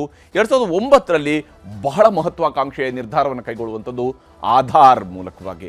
ಆಧಾರ್ ಕಾರ್ಡನ್ನು ಈ ದೇಶದ ಪ್ರತಿಯೊಬ್ಬರಿಗೂ ಕೂಡ ಕೊಡಬೇಕು ಅನ್ನುವಂಥದ್ದನ್ನು ನಿರ್ಧಾರವನ್ನು ಮಾಡ್ತಾರೆ. ಆ ನಿರ್ಧಾರ ಮಾಡೋದು ಮಾತ್ರ ಅಲ್ಲ, ಅದರ ನೇತೃತ್ವವನ್ನು ನಂದನ್ ನಿಲೇಕಣಿಯವರಿಗೆ ಕೊಡ್ತಾರೆ. ನೋಡಿ, ಇನ್ಫೋಸಿಸ್ ಆಗ ದೊಡ್ಡ ಮಟ್ಟದಲ್ಲಿ ದೇಶದಲ್ಲಿ ಹೆಸರನ್ನು ಗಳಿಸಿದಂಥ ಸಂಸ್ಥೆಯಾಗಿ ಬೆಳೆದಿತ್ತು. ಈ ಕಾರಣಕ್ಕಾಗಿ ನಂದನ್ ನಿಲೇಕಣಿಯವರನ್ನ ಈ ಒಂದು ಆಧಾರ್ ಕಾರ್ಡನ್ನು ರಚನೆ ಮಾಡತಕ್ಕಂತಹ ಸಮಿತಿಯ ಅಧ್ಯಕ್ಷರನ್ನಾಗಿ ಮಾಡ್ತಾರೆ ಮತ್ತು ಅದರ ಮೂಲಕವಾಗಿ ಸಾಫ್ಟ್ವೇರ್ನ ಬಳಕೆಯನ್ನು ಮಾಡಿಕೊಂಡು ಹೇಗೆ ಇದು ಖಂಡಿತವಾಗ್ಲೂ ಕೂಡ ಒಬ್ಬ ವ್ಯಕ್ತಿಯ ಮಾಹಿತಿಗಳನ್ನು ಒಳಗೊಳ್ಳೋದಕ್ಕೆ ಸಾಧ್ಯ ಆಗುತ್ತೆ ಮತ್ತು ಇದರ ಮೂಲಕವಾಗಿಯೇ ಎಲ್ಲ ಹಣವನ್ನು ವರ್ಗಾವಣೆ ಮಾಡೋದ್ರಿಂದ ಪ್ರತಿಯೊಂದು ಸೌಲಭ್ಯವನ್ನು ಜನರಿಗೆ ನೇರವಾಗಿ ತಲುಪಿಸೋದಕ್ಕೆ ಈ ಭ್ರಷ್ಟಾಚಾರವನ್ನು ತಡೆಯುವಂತಹ ನಿಟ್ಟಿನಲ್ಲಿ ಅತ್ಯಂತ ಮಹತ್ವದ ನಿರ್ಧಾರವನ್ನು ನಮ್ಮ ದೇಶದ ಇತಿಹಾಸದಲ್ಲಿ ತೆಗೆದುಕೊಂಡಿದ್ರೆ ಅದು ಆಧಾರ್ ಕಾರ್ಡ್ನ ಒಂದು ಯೋಜನೆಯನ್ನು ರೂಪಿಸುವಂತಹ ವಿಚಾರದಲ್ಲಿ. ಅದರ ಮೂಲಕವಾಗಿಯೇ ಇವತ್ತು ಕೂಡ ಡೈರೆಕ್ಟ್ ಬ್ಯಾಂಕ್ ಟ್ರಾನ್ಸ್ಫರ್ ಸಿಸ್ಟಮ್ ಏನಿದೆ, ಇದೆಲ್ಲದರ ಮೂಲ ಇದ್ದಂಥದ್ದು ಇದೇ ಆಧಾರ್ ಕಾರ್ಡ್ಗಳ ಮೂಲಕ ಆಗಿತ್ತು. ಅದು ಬಹಳ ದೊಡ್ಡ ಗೇಮ್ ಚೇಂಜರ್ ಆಗಿಯೂ ಕೂಡ ಭಾರತದ ಆಡಳಿತ ವ್ಯವಸ್ಥೆಯಲ್ಲಿ ಬದಲಾವಣೆಯನ್ನು ಮಾಡಿರುವಂಥದ್ದು ಈಗ ನಮ್ಮೆಲ್ಲರ ಅನುಭವಕ್ಕೆ ಬರ್ತಾ ಇರುವಂಥ ಇತಿಹಾಸ. ಇನ್ನು 2009ರಲ್ಲಿ ಶಿಕ್ಷಣ ಹಕ್ಕು ಕಾಯ್ದೆಯನ್ನು ಜಾರಿಗೊಳಿಸ್ತಾರೆ. ಇದರ ಮೂಲಕವಾಗಿ ಬಡವರ ಮಕ್ಕಳು ಕೂಡ ಖಾಸಗಿ ಶಾಲೆಗಳಲ್ಲಿ ಓದೋದಕ್ಕೆ ಅವಕಾಶವನ್ನು ಕೊಡಬೇಕು ಅನ್ನುವಂಥದ್ದು ಮತ್ತು ಶಿಕ್ಷಣ ಕಡ್ಡಾಯವಾಗಿ ಎಲ್ಲರಿಗೂ ಕೂಡ ಸಿಗಬೇಕು ಅನ್ನುವಂತಹ ದೃಷ್ಟಿಯಿಂದ ಮಾಡ್ತಕ್ಕಂತಹ ಯೋಜನೆ ಇದಾಗಿತ್ತು. ಇದನ್ನು ನಾನಾ ಸ್ವರೂಪಗಳಲ್ಲಿ ಈ ಯೋಜನೆಯನ್ನು ಹಳ್ಳ ಹಿಡಿಸುವಂತಹ ಕೆಲಸ ನಮ್ಮ ದೇಶದಲ್ಲಿ ನಡೆದಿದೆ, ಅದು ಬೇರೆ ಮಾತು. ಆದರೆ ಬಹಳ ಒಳ್ಳೆಯ ಉದ್ದೇಶದಿಂದ ಕೂಡಿದಂತಹ ಒಂದು ಶಿಕ್ಷಣ ಹಕ್ಕು ಕಾಯ್ದೆಯನ್ನು 2009ರಲ್ಲಿ ಜಾರಿಗೊಳಿಸ್ತಾರೆ ಡಾಕ್ಟರ್ ಮನಮೋಹನ್ ಸಿಂಗ್ ನೇತೃತ್ವದ ಸರ್ಕಾರ. 2013ರಲ್ಲಿ ಆಹಾರ ಭದ್ರತಾ ಕಾಯ್ದೆಯನ್ನು ಭಾರತದಲ್ಲಿ ಜಾರಿಗೊಳಿಸುವಂಥದ್ದು ಬಹಳ ಬಹಳ ಮುಖ್ಯವಾಗಿತ್ತು. ಯಾಕೆಂದರೆ ಇವತ್ತು ಕೇಂದ್ರ ಸರ್ಕಾರ ಸುಮಾರು 80 ಕೋಟಿ ಜನರಿಗೆ ಉಚಿತವಾಗಿ ಅಕ್ಕಿಯನ್ನು ವಿತರಿಸುವಂತಹ ಕಾರ್ಯಕ್ರಮವನ್ನು ಜಾರಿಗೊಳಿಸಿದೆಯಲ್ಲ, ಅದರ ಮೂಲ ಇರುವಂಥದ್ದು ಇದೇ ಆಹಾರ ಭದ್ರತಾ ಕಾಯ್ದೆ. ಕರ್ನಾಟಕದಲ್ಲಿ ಅನ್ನಭಾಗ್ಯ ಯೋಜನೆಯನ್ನು ಜಾರಿಗೊಳಿಸಿದಾರಲ್ಲ, ಅದರ ಮೂಲವೂ ಕೂಡ ಇರುವಂಥದ್ದು ಇದೇ ಆಹಾರ ಭದ್ರತಾ ಕಾಯ್ದೆ. ಕೇಂದ್ರದ ಗೋದಾಮುಗಳಿಂದ ದೇಶದ ಜನರಿಗೆ ಕಡಿಮೆ ದರದಲ್ಲಿ ಅಕ್ಕಿಯನ್ನು ವಿತರಿಸುವಂತಹ ವ್ಯವಸ್ಥೆಯನ್ನು ಮಾಡುವಂಥದ್ದು ಆಹಾರ ಭದ್ರತಾ ಕಾಯ್ದೆಯ ಬಹಳ ದೊಡ್ಡದಾದಂಥ ಕೆಲಸ ಆಗಿತ್ತು. ಮತ್ತು ಆಹಾರ ಭದ್ರತಾ ಕಾಯ್ದೆಯ ಮೂಲಕವಾಗಿಯೇ ಪಡಿತರ ಚೀಟಿಗಳಲ್ಲಿ ಮನೆ ಯಜಮಾನಿಯನ್ನು, ಬಹಳ ಮುಖ್ಯವಾದಂತಹ ಮನೆ ಯಜಮಾನಿಯ ಹೆಸರಿನಲ್ಲಿ ಇವುಗಳನ್ನು ಕೊಡುವಂತಹ ಕೆಲಸವನ್ನು ಕೂಡ ಮಾಡಿದರು. ಇದು 2013ರ ಆಹಾರ ಭದ್ರತಾ ಕಾಯ್ದೆಯ ಮೂಲಕವಾಗಿ ದೇಶದಲ್ಲಿ ತಂದಂತಹ ಒಂದು ದೊಡ್ಡದಾದಂತಹ ಸುಧಾರಣಾ ಕ್ರಮ ಆಗಿತ್ತು. ಇನ್ನು 2013ರಲ್ಲಿ ಭೂಸ್ವಾಧೀನ ಕಾಯ್ದೆಯನ್ನು ಕೂಡ ಜಾರಿಗೊಳಿಸಿದರು. ಅದು ಅತ್ಯಂತ ಮಹತ್ವವನ್ನು ಪಡ್ಕೊಂಡಿತ್ತು.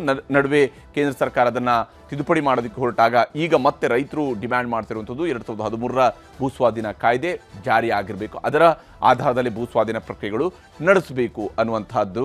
ಇನ್ನು 2013ರಲ್ಲಿ ರಾಷ್ಟ್ರೀಯ ಹೆಲ್ತ್ ಮಿಷನನ್ನು ಸ್ಟಾರ್ಟ್ ಮಾಡ್ತಾರೆ. ಗ್ರಾಮೀಣ ಭಾಗದಲ್ಲೂ ಕೂಡ ಜನರಿಗೆ ಆರೋಗ್ಯ ಸೇವೆಗಳು ಸಮರ್ಪಕವಾಗಿ ಸಿಗಬೇಕು ಅನ್ನೋಂಥ ನಿಟ್ಟಿನಲ್ಲಿ ರಾಷ್ಟ್ರೀಯ ಹೆಲ್ತ್ ಮಿಷನನ್ನು ಆರಂಭ ಮಾಡುವಂಥದ್ದು, ರಾಷ್ಟ್ರೀಯ ಆರೋಗ್ಯ ಅಭಿಯಾನವನ್ನು ಆರಂಭ ಮಾಡುವಂತಹದ್ದನ್ನು ಕೂಡ UPA ಸರ್ಕಾರ ತನ್ನ 2ನೇ ಅವಧಿಯಲ್ಲಿ ಮಾಡಿತ್ತು, ಡಾಕ್ಟರ್ ಮನಮೋಹನ್ ಸಿಂಗ್ ಅವರ ನೇತೃತ್ವದಲ್ಲಿ. ಹೀಗೆ ಅನೇಕ ಹೆಗ್ಗುರುತುಗಳನ್ನು ಡಾಕ್ಟರ್ ಮನಮೋಹನ್ ಸಿಂಗ್ ಈ ದೇಶದಲ್ಲಿ ಬಿಟ್ಟು ಹೋಗಿದ್ದಾರೆ. ಇದು ಬಹಳ ಮುಖ್ಯವಾಗಿ ಡಾಕ್ಟರ್ ಮನಮೋಹನ್ ಸಿಂಗ್ ಅವರ ವಿಚಾರಗಳಾದರೆ, ಕರ್ನಾಟಕದ ವಿಚಾರದಲ್ಲೂ ಕೂಡ ಡಾಕ್ಟರ್ ಮನಮೋಹನ್ ಸಿಂಗ್ ಅವರ ಕೊಡುಗೆಗಳನ್ನು ನಾವು ಈ ಹಂತದಲ್ಲಿ ಸ್ಮರಿಸಲೇಬೇಕು. ಉತ್ತರ ಕರ್ನಾಟಕದ ಪ್ರವಾಹಕ್ಕೆ ಮಿಡಿದಿದ್ದ ಮನಮೋಹನ್ ಸಿಂಗ್ ಆರ್ಟಿಕಲ್ 371J ಮೂಲಕ ಕಲ್ಯಾಣ ಕರ್ನಾಟಕದ ಅಭಿವೃದ್ಧಿ, ಬೆಂಗಳೂರಿನ ಮೂಲಸೌಕರ್ಯಕ್ಕೂ ಕೂಡ ಅನುದಾನ ಮತ್ತು IT ಹಬ್ಗೂ ಕೂಡ ಆದ್ಯತೆಯನ್ನು ಕೊಟ್ಟಂಥವರು ಡಾಕ್ಟರ್ ಮನಮೋಹನ್ ಸಿಂಗ್. ಹೀಗಾಗಿ ಮನಮೋಹನ್ ಸಿಂಗ್ ಅವರು ಕರ್ನಾಟಕಕ್ಕೆ ಕೊಟ್ಟಿರುವಂತಹ ಕೊಡುಗೆಗಳನ್ನು ಕೂಡ ನಾವು ಈ ಸಂದರ್ಭದಲ್ಲಿ, ಯಾಕಂದರೆ ಅವರು ಇವತ್ತು ಅಗಲಿ ಹೋಗಿದ್ದಾರೆ, ಆದರೆ ಅವರು ಬಿಟ್ಟು ಹೋಗಿರುವಂತಹ ಸಾಧನೆಗಳನ್ನು ನಾವು ಈ ಹಂತದಲ್ಲಾದರೂ ಗುರುತಿಸಲೇಬೇಕು. ಅವರೊಂದು ಮಾತನ್ನು ಹೇಳಿದರು, ನನ್ನನ್ನು ಇತಿಹಾಸ ನನ್ನ ಬಗ್ಗೆ ಹೆಚ್ಚು ಕರುಣೆಯನ್ನು ಹೊಂದಿರುತ್ತೆ ಅನ್ನೋಂಥ ಮಾತನ್ನು ಹೇಳಿದರು. ಯಾಕೆಂದರೆ ಟೀಕಾ ಪ್ರಹಾರದ ಪರಾಕಾಷ್ಠೆಯನ್ನು ಯಾವುದಾದ್ರೂ ಒಬ್ಬ ವ್ಯಕ್ತಿ ತನ್ನ ಜೀವನದಲ್ಲಿ ತಲುಪಿದರೆ, ಅದು ಅಧಿಕಾರದಲ್ಲಿದ್ದಂತಹ ಹಂತದಲ್ಲಿ ತಲುಪಿದರೆ, ಅದು ಡಾಕ್ಟರ್ ಮನಮೋಹನ್ ಸಿಂಗ್ ಅವರು. ಡಾಕ್ಟರ್ ಮನಮೋಹನ್ ಸಿಂಗ್ ಅವರು ಭಾರತದ ಪ್ರಧಾನಮಂತ್ರಿ ಆಗಿದ್ದಂತಹ ಸಂದರ್ಭದಲ್ಲಿ ಎದುರಿಸಿದಂತಹ ಟೀಕೆಗಳ ವ್ಯಾಪ್ತಿ ಇದೆಯಲ್ಲ, ಅದು ಅತಿ ದೊಡ್ಡದಾಗಿತ್ತು. ಅದಕ್ಕೆ ಅವರು ಹೇಳ್ತಾರೆ, ಇತಿಹಾಸ ನನ್ನ ಬಗ್ಗೆ ಸ್ವಲ್ಪ ಕರುಣೆಯಿಂದ ನೋಡಬಹುದು ಅಂತ ಹೇಳಿದರು. ನಿಜಕ್ಕೂ ಕೂಡ ಅಂತಹ ಹಂತದಲ್ಲಿ ಈಗ ಡಾಕ್ಟರ್ ಮನಮೋಹನ್ ಸಿಂಗ್ ಅವರ ಬಗ್ಗೆ ಅದೇ ಅಭಿಮಾನದಿಂದ ಜನ ಅವರನ್ನು ಸ್ಮರಿಸ್ಕೊಳ್ತಾ ಇರುವಂಥದ್ದು. ಕಲ್ಯಾಣ ಕರ್ನಾಟಕದ ಅಭಿವೃದ್ಧಿಗೆ ಆರ್ಟಿಕಲ್ 371J ಇದು ಜಾರಿಯಾಗಿರುವಂಥದ್ದು ಡಾಕ್ಟರ್ ಮನಮೋಹನ್ ಸಿಂಗ್ ಅವರು ಪ್ರಧಾನಮಂತ್ರಿ ಆಗಿದ್ದಂಥ ಸಂದರ್ಭದಲ್ಲಿ ಸಂವಿಧಾನಕ್ಕೆ ತಿದ್ದುಪಡಿಯನ್ನು ತರಲಾಯಿತು. 371Jಯನ್ನು ಅಂಗೀಕಾರ ಮಾಡಿಕೊಳ್ಳಲಾಗಿತ್ತು. ಇದು ಡಾಕ್ಟರ್ ಮನಮೋಹನ್ ಸಿಂಗ್ ಅವರು ಕರ್ನಾಟಕಕ್ಕೆ ಕೊಟ್ಟಂತಹ, ಕಲ್ಯಾಣ ಕರ್ನಾಟಕಕ್ಕೆ ಕೊಟ್ಟಂತಹ ಅತಿ ದೊಡ್ಡ ಕೊಡುಗೆ. ಸಾಮಾಜಿಕ, ಶೈಕ್ಷಣಿಕ, ಆರ್ಥಿಕ ಅಭಿವೃದ್ಧಿಗೆ ಇದರಿಂದಾಗಿ ಸಹಕಾರ ಆಯಿತು. ಆರ್ಟಿಕಲ್ 371Jಯನ್ನು ಜಾರಿಗೊಳಿಸುವುದರ ಮೂಲಕವಾಗಿ ಸಾಮಾಜಿಕ, ಶೈಕ್ಷಣಿಕ, ಆರ್ಥಿಕ ಅಭಿವೃದ್ಧಿ ಕೇಂದ್ರ ಹಾಗೂ ರಾಜ್ಯ ಸರ್ಕಾರಗಳಿಂದಲೂ ಕೂಡ ಅನುದಾನವನ್ನು ಪಡೀತಕ್ಕಂತಹ ಒಂದು ವ್ಯವಸ್ಥೆ, ಒಂದು ವಿಶೇಷವಾದಂತಹ ಪ್ಯಾಕೇಜ್ನ ವ್ಯವಸ್ಥೆ ಸಿಗುವಂಥದ್ದಕ್ಕೂ ಕೂಡ ಸಾಧ್ಯ ಆಯಿತು. ಅಷ್ಟೇ ಅಲ್ಲದೆ ಉದ್ಯೋಗ ಅವಕಾಶಗಳಲ್ಲೂ ಕೂಡ ಮೀಸಲಾತಿ ಕೊಡುವಂತಹ, ಸಂವಿಧಾನಬದ್ಧವಾಗಿ ಮೀಸಲಾತಿಯನ್ನು ಕೊಡುವಂತಹ ಒಂದು ಕೆಲಸವನ್ನು ಮಾಡಲಾಯಿತು. ಇದು ಕೇವಲ ಭರವಸೆಯ ಮಾತುಗಳಾಗದೆ ಅದು ಜಾರಿಗೊಳ್ಳುವಂತಹ ಸ್ವರೂಪಕ್ಕೆ ಸಂವಿಧಾನಕ್ಕೆ ತಿದ್ದುಪಡಿಯನ್ನು ತಂದರು. ಪ್ರಾದೇಶಿಕ ಅಸಮತೋಲನವನ್ನು ನೀಗೋದಕ್ಕೆ ಸಂವಿಧಾನಬದ್ಧವಾದಂತಹ ನೆರವನ್ನು ಈ ಪ್ರದೇಶಕ್ಕೆ ನೀಡಿದಂಥದ್ದು ಡಾಕ್ಟರ್ ಮನಮೋಹನ್ ಸಿಂಗ್ ಅವರ ಸರ್ಕಾರದ ಅತಿ ದೊಡ್ಡ ಸಾಧನೆ. ನಿಜಕ್ಕೂ ಕೂಡ ಕಲ್ಯಾಣ ಕರ್ನಾಟಕ ಭಾಗಕ್ಕೆ ಕೊಟ್ಟಂತಹ ಬಹಳ ದೊಡ್ಡದಾದಂತಹ ಕೊಡುಗೆ ಡಾಕ್ಟರ್ ಮನಮೋಹನ್ ಸಿಂಗ್ ಅವರದು. ಪ್ರಾದೇಶಿಕ ಅಸಮತೋಲನವನ್ನು ನೀಗುವಂತಹ ನಿಟ್ಟಿನಲ್ಲಿ 371Jಯನ್ನು ಜಾರಿಗೊಳಿಸಿರುವಂಥದ್ದು, ಅದಕ್ಕೊಂದು ಸಂವಿಧಾನಬದ್ಧವಾದಂತಹ ಸ್ಥಾನಮಾನವನ್ನು ಕೊಟ್ಟಿರುವಂಥದ್ದು. ಮಲ್ಲಿಕಾರ್ಜುನ ಖರ್ಗೆ ಅವರು ಆವಾಗ ಕೇಂದ್ರದಲ್ಲಿ ಕಾರ್ಮಿಕ ಸಚಿವರಾಗಿ ಕೆಲಸ ಮಾಡ್ತಾಯಿದ್ರು. ಅವರು ಮಂತ್ರಿಯಾಗಿದ್ದ ಸಂದರ್ಭದಲ್ಲಿನೇ ಎಲ್ಲ ಪಕ್ಷಗಳ ಒಪ್ಪಿಗೆಯನ್ನು ಕೂಡ ಪಡ್ಕೊಂಡು, ಸಂಸತ್ತಿನ ಎಲ್ಲ ಪಕ್ಷಗಳ ಒಪ್ಪಿಗೆಯನ್ನು ಪಡ್ಕೊಂಡು 371J ತಿದ್ದುಪಡಿಯನ್ನು ಅಂಗೀಕಾರ ಮಾಡಲಾಗಿತ್ತು. ಅದು ಅತ್ಯಂತ ಮಹತ್ವದ ಕೊಡುಗೆ ಕರ್ನಾಟಕದ ದೃಷ್ಟಿಯಿಂದ. ಈ ಒಂದು ವಿಚಾರಕ್ಕೆ ಸಂಬಂಧಪಟ್ಟಂತೆ ಯಾವ ಸ್ವರೂಪದಲ್ಲಿ ಉತ್ತರ ಕರ್ನಾಟಕಕ್ಕೆ, ಅದರಲ್ಲೂ ವಿಶೇಷವಾಗಿ ಕಲ್ಯಾಣ ಕರ್ನಾಟಕಕ್ಕೆ ಕೊಡುಗೆಯನ್ನು ನೀಡಿದ್ದಾರೆ ಅನ್ನೋದನ್ನು ಜನ ಮಾತನಾಡ್ತಾ ಇದ್ದಾರೆ. ಡಾಕ್ಟರ್ ಮನಮೋಹನ್ ಸಿಂಗ್ ದೇಶ ಕಂಡ ಅಪ್ರತಿಮ ಒಬ್ಬ ಅರ್ಥಶಾಸ್ತ್ರಜ್ಞ. ಯಾಕೆಂತಂದರೆ ಆರ್ಥಿಕ ಸುಧಾರಣೆ ಭಾರತ ಯಾವಾಗ ಕೆಸರಲ್ಲಿ ಸಿಕ್ಕಾಕೊಂಡಿತ್ತು 1991ರಲ್ಲಿ LPG ಅಂತಕ್ಕಂಥ 3 ಆಯಾಮಗಳಿಂದ ದೇಶವನ್ನು ಮೇಲೆತ್ತಿ ಇಡೀ ಪ್ರಪಂಚದಲ್ಲೇ ಭಾರತ ಯಾವ ಮಟ್ಟಕ್ಕೆ ಬೆಳಿಬೋದು ಅಂತಕ್ಕಂಥದ್ದನ್ನು ತೋರಿಸ್ಕೊಟ್ರು ಒಂದನೇದು. ಮತ್ತು ಅವ್ರ ಕೊಡುಗೆ ನಮ್ಮ ಕರ್ನಾಟಕಕ್ಕೆ ಏನಿದೆ ಅಂತಂದರೆ, ಕರ್ನಾಟಕದಲ್ಲಿ ಅದು ವಿಶೇಷವಾಗಿ ಹೈದರಾಬಾದ್ ಕರ್ನಾಟಕ ಪ್ರದೇಶ ಅಂತ ನಾವು ಏನು ಕರಿತೀವಿ, ಇವತ್ತು ಕಲ್ಯಾಣ ಕರ್ನಾಟಕ ಅಂತ ಕರಿತೀವಿ. ಈ ಭಾಗ ತೀರಾ ಅತ್ಯಂತ ಹಿಂದುಳಿದ ಭಾಗ ಇಡೀ ನಮ್ಮ ರಾಜ್ಯದಲ್ಲಿ ನೋಡಿದ್ರೆ. ಇದನ್ನು ಅಭಿವೃದ್ಧಿ ಮಾಡಬೇಕು ಅಂಥೇಳಿ ಹಲವಾರು ವರ್ಷಗಳಿಂದ ಏನಂತಾರೆ ಇಲ್ಲಿ ಈ ಭಾಗದಲ್ಲಿ ಹೋರಾಟ ವೈಜನಾಥ್ ಪಾಟೀಲ್ದಿಂದ ಪ್ರಾರಂಭ ಆಯಿತು ಅದು. ಆದರೆ ಇದಕ್ಕೆ ಒಂದು ಒಳ್ಳೆ ಏನಾದರೂ ಈ ಭಾಗಕ್ಕೆ ಅಭಿವೃದ್ಧಿ ಆಗಬೇಕು ಅಂತಂದರೆ ನಂಜುಂಡಪ್ಪನವರ ಶಿಫಾರಸು 371 ಕಲಂ ಜಾರಿಗೆ ತಂದಾಗ ಇದಕ್ಕೆ ಅಭಿವೃದ್ಧಿ ಸಾಧ್ಯತೆ ಅನ್ನೋದು ಹೇಳಿಕೊಟ್ಟವರು. ಆಗ ಏನು ಅಂತಂದರೆ ಇಲ್ಲಿಂದ ಸಾಕಷ್ಟು ನಿಯೋಗಗಳು, ಆವಾಗ ಮಾನ್ಯ ಖರ್ಗೆಜಿಯವರು, ಧರ್ಮಸಿಂಗ್ ಅವರ ಒಂದು ಪ್ರಯತ್ನವೂ ಕೂಡ ಏನಂತ ಇದರಲ್ಲಿ ಭಾಳ ಇದೆ. 371 ಯಾವಾಗ ಅಂತಂದರೆ ಮನಮೋಹನ್ ಸಿಂಗ್ ಪ್ರೈಮ್ ಮಿನಿಸ್ಟರ್ ಇದ್ದಾಗ ಇದನ್ನಾಯಿತು. 370 ಹೀಗೆ 371 ಮೂಲಕವಾಗಿ ಕಲ್ಯಾಣ ಕರ್ನಾಟಕದ ಅಭಿವೃದ್ಧಿಗೆ ಬಹಳ ಮಹತ್ವದ ಕೊಡುಗೆಯನ್ನು ಕೊಟ್ಟಂಥದ್ದು ಡಾಕ್ಟರ್ ಮನಮೋಹನ್ ಸಿಂಗ್ ಅವರು. ಇನ್ನು ಪ್ರವಾಹಕ್ಕೂ ಕೂಡ ಉತ್ತರ ಕರ್ನಾಟಕ ವಿಶೇಷವಾಗಿ 2009 ಅಕ್ಟೋಬರ್ 1, 2, 3ನೇ ತಾರೀಕಿನಂದು ಸುರಿದಂತಹ ಮಹಾಮಳೆ ಮತ್ತು ಅದರಲ್ಲಿ ಕೃಷ್ಣಾ ನದಿ ಉಕ್ಕಿ ಹರಿದಂತಹ ಪರಿಣಾಮವಾಗಿ ಅನೇಕ ಊರುಗಳು ಕೊಚ್ಚಿ ಹೋದವು. ಮಂತ್ರಾಲಯ ಕೂಡ ಸಂಪೂರ್ಣವಾಗಿ ಜಲಾವೃತವಾಗಿತ್ತು. ಅಲ್ಲಿ ಸ್ವಾಮೀಜಿಯವರನ್ನ ಹೆಲಿಕಾಪ್ಟರ್ ಮೂಲಕವಾಗಿ ರೆಸ್ಕ್ಯೂ ಮಾಡಲಾಗಿತ್ತು. ಉತ್ತರ ಕರ್ನಾಟಕದ 14-15 ಜಿಲ್ಲೆಗಳಲ್ಲಿ ಪ್ರವಾಹದ ಅಬ್ಬರ ಮತ್ತು ಅದರ ತೀವ್ರತೆಗೆ ಅನೇಕ ಊರುಗಳಿಗೆ ಕೊಚ್ಚಿ ಹೋಗಿದ್ವು. ಅಂತಹ ಸಂದರ್ಭದಲ್ಲಿ 2009ರಲ್ಲಿ ಉತ್ತರ ಕರ್ನಾಟಕದ ಅತಿವೃಷ್ಟಿಯ ವೈಮಾನಿಕ ಸಮೀಕ್ಷೆಯನ್ನು ಅಂದಿನ ಪ್ರಧಾನಮಂತ್ರಿ ಡಾಕ್ಟರ್ ಮನಮೋಹನ್ ಸಿಂಗ್ ಅವರು ಮಾಡ್ತಾರೆ. ಅತಿವೃಷ್ಟಿ ಹಿನ್ನೆಲೆಯಲ್ಲಿ 1500 ಕೋಟಿ ರೂಪಾಯಿಗಳ ಅನುದಾನವನ್ನು ತಕ್ಷಣಕ್ಕೆ ಕರ್ನಾಟಕ ಸರ್ಕಾರಕ್ಕೆ ಆ ಒಂದು ಆರ್ಥಿಕ ನೆರವನ್ನು ಕೂಡ ಕೊಡ್ತಾರೆ. ಆ ಒಂದು ಸಂಕಷ್ಟದ ಪರಿಸ್ಥಿತಿಯನ್ನು ನಿಭಾಯಿಸುವಂತಹ ನಿಟ್ಟಿನಲ್ಲಿ ಕರ್ನಾಟಕ ಸರ್ಕಾರಕ್ಕೆ ಪ್ರವಾಹದಿಂದ ತತ್ತರಿಸಿ ಹೋಗಿದ್ದ ಉತ್ತರ ಕರ್ನಾಟಕಕ್ಕೆ ನೆರವಿನ ಹಸ್ತವನ್ನು ಚಾಚಿದ್ದು ಡಾಕ್ಟರ್ ಮನಮೋಹನ್ ಸಿಂಗ್ ಪ್ರಧಾನಮಂತ್ರಿಯಾಗಿ. ಅವರು ಅವತ್ತು ಕರ್ನಾಟಕದಲ್ಲಿ ಬಂದು ವೈಮಾನಿಕ ಸಮೀಕ್ಷೆಯನ್ನು ನಡೆಸಿ ಇಲ್ಲಿರುವಂತಹ ಜನರ ಸಂಕಷ್ಟಗಳನ್ನು, ಸಂತ್ರಸ್ತರ ಸಂಕಷ್ಟಗಳನ್ನು ಆಲಿಸುವಂತಹ ಕೆಲಸವನ್ನು ಪ್ರಧಾನಮಂತ್ರಿಯಾಗಿ ಡಾಕ್ಟರ್ ಮನಮೋಹನ್ ಸಿಂಗ್ ಅವರು ಮಾಡಿದರು. ಹೀಗೆ ಪ್ರವಾಹದ ಸಂದರ್ಭದಲ್ಲಿ ಜನ ತತ್ತರಿಸಿ ಹೋಗಿದ್ದಂತಹ ಸಂದರ್ಭದಲ್ಲಿ ಅವರ ಪರವಾಗಿ ಯೋಚನೆ ಮಾಡುವಂತಹ ಕೆಲಸವನ್ನು ಡಾಕ್ಟರ್ ಮನಮೋಹನ್ ಸಿಂಗ್ ಅವರು ಮಾಡಿದರು ಅಂತ ಹೇಳಿ. ಇನ್ನು ಬೆಂಗಳೂರಿನ ಅಭಿವೃದ್ಧಿಗೂ ಕೂಡ ಆದ್ಯತೆಯನ್ನು ಕೊಟ್ಟಂಥವರು ಡಾಕ್ಟರ್ ಮನಮೋಹನ್ ಸಿಂಗ್ ಅವರು. ಕುಮಾರಸ್ವಾಮಿಯವರು ಮುಖ್ಯಮಂತ್ರಿ ಆಗಿದ್ದಂತಹ ಅವಧಿಯಲ್ಲಿ ನಮ್ಮ ಮೆಟ್ರೋ ಉದ್ಘಾಟನೆ ಆಯಿತು. ಅದಕ್ಕೂ ಕೂಡ ಅದರ ಉದ್ಘಾಟನೆಗೆ ಬಂದಿದ್ದು ಡಾಕ್ಟರ್ ಮನಮೋಹನ್ ಸಿಂಗ್ ಅವರು. ಆ ಒಂದು ನಮ್ಮ ಮೆಟ್ರೋ ಯೋಜನೆಗೆ ಕೂಡ ದೊಡ್ಡ ಮಟ್ಟದ ಆರ್ಥಿಕ ನೆರವು ಕೇಂದ್ರ ಸರ್ಕಾರದಿಂದ ಸಿಕ್ಕಿತ್ತು. JNRM ಮೂಲಕವಾಗಿ ನಗರ ಪ್ರದೇಶಗಳ ಮೂಲಸೌಕರ್ಯ ಅಭಿವೃದ್ಧಿಯನ್ನು ಮಾಡುವಂಥದ್ದಕ್ಕೆ ಆದ್ಯತೆಯನ್ನು ಕೊಟ್ಟಿರುವಂಥದ್ದು ಡಾಕ್ಟರ್ ಮನಮೋಹನ್ ಸಿಂಗ್ ಅವರು ಕೊಟ್ಟಿದ್ದರು. ಅಷ್ಟೇ ಅಲ್ಲದೆ 2012ರಲ್ಲಿ ಬೆಂಗಳೂರಿನಲ್ಲಿ NRM ಯೋಜನೆಗೆ ಚಾಲನೆಯನ್ನು ಕೂಡ ನೀಡಲಾಗಿತ್ತು. ಅದರ ಮೂಲಕವಾಗಿ ಯೋಜನೆಗಳು ಜಾರಿಯಾಗಿದ್ವು. ಬೆಂಗಳೂರಿನ ಮೂಲಸೌಕರ್ಯ ಮತ್ತು ITBT ಹಬ್ನ ಅಭಿವೃದ್ಧಿಗೂ ಕೂಡ ದೊಡ್ಡ ಕೊಡುಗೆಯನ್ನು ಡಾಕ್ಟರ್ ಮನಮೋಹನ್ ಸಿಂಗ್ ಅವರು ಕೊಟ್ಟಿದ್ದರು. ಜೊತೆಗೆ electronic city, Nelamangala airport road ಹಾಗೂ KR ಪುರಂ ಫ್ಲೈಓವರ್ಗಳು, ಇಲ್ಲಿ ಈ ಭಾಗಗಳಲ್ಲಿ ಫ್ಲೈಓವರ್ಗಳ ನಿರ್ಮಾಣಕ್ಕೆ ಬೇಕಾದಂತಹ ಆದ್ಯತೆಯನ್ನು ಕೊಟ್ಟು, ಅಂದರೆ ಬೆಂಗಳೂರಿನ ಮೂಲಸೌಕರ್ಯಕ್ಕೆ ಪೂರಕವಾದಂತಹ ಯೋಜನೆಗಳಿಗೆ ಆದ್ಯತೆಯನ್ನು ಕೊಟ್ಟರು. 2008 ಮೇ 24ರಂದು ಅಂತಾರಾಷ್ಟ್ರೀಯ ವಿಮಾನ ನಿಲ್ದಾಣದ ಲೋಕಾರ್ಪಣೆಯು ಕೂಡ ಅವರು ಪ್ರಧಾನಮಂತ್ರಿಯಾಗಿದ್ದಂಥ ಸಂದರ್ಭದಲ್ಲಿ ಆಗಿತ್ತು. ಹಾಗೆಯೇ 2011 ನವೆಂಬರ್ 20ರಂದು ನಮ್ಮ ಮೆಟ್ರೋ ಚಾಲನೆಯನ್ನು ಕೂಡ ಕೊಟ್ಟಿರುವಂಥದ್ದು. ಹೀಗೆ ಅನೇಕ ಕೆಲಸಗಳನ್ನು ಅವರ ಅವಧಿಯಲ್ಲಿನೇ ಮಾಡಲಾಗಿತ್ತು. ಬೈಯಪ್ಪನಹಳ್ಳಿಯಿಂದ MG ರಸ್ತೆವರೆಗಿನ ನಮ್ಮ ಮೆಟ್ರೋಗೆ ಚಾಲನೆಯನ್ನು ಕೊಟ್ಟಿದ್ದು ಕೂಡ ಡಾಕ್ಟರ್ ಮನಮೋಹನ್ ಸಿಂಗ್ ಅವರು. ಮತ್ತು ವಿಶೇಷವಾಗಿ ಇದೇ ಸಂದರ್ಭದಲ್ಲಿ ಇವತ್ತು ವೀರಪ್ಪ ಮೊಯ್ಲಿ ಅವರು ಕೂಡ ಒಂದು ಮಾತನ್ನು ಹೇಳ್ತಾ ಇದ್ರು. ಆಲಮಟ್ಟಿ ಡ್ಯಾಮ್ನ ನಿರ್ಮಾಣಕ್ಕೆ ಸಂಬಂಧಪಟ್ಟಂತೆ ಅವತ್ತು ಕೃಷ್ಣಾ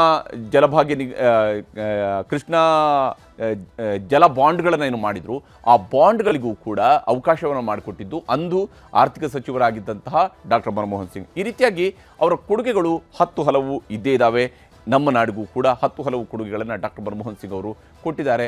ಹೀಗಾಗಿ ಡಾಕ್ಟರ್ ಮನಮೋಹನ್ ಸಿಂಗ್ ಅವರದ್ದೇ ಮಾತುಗಳಲ್ಲಿ ಹೇಳದಿದ್ದರೆ ಖಂಡಿತವಾಗ್ಲೂ ಕೂಡ ಹಿಸ್ಟ್ರಿ ಅವರನ್ನು ತುಂಬ ಉನ್ನತ ಸ್ಥಾನದಲ್ಲಿ ನೋಡುವಂಥದ್ದು ನಿಶ್ಚಿತ. ಯಾಕೆಂದರೆ ಅವರು ಬಿಟ್ಟು ಹೋಗಿರುವಂತಹ ಸಾಧನೆಗಳ ಸರಮಾಲೆ ನಮ್ಮ ಕಣ್ಣೆದುರು ಕಡೆಗೆ ಒಂದಾದ ಮೇಲೆ ಒಂದು ಗೋಚರಿಸ್ತಾ ಹೋಗ್ತಾ ಇರುವಂಥದ್ದು. ನಮಸ್ಕಾರ.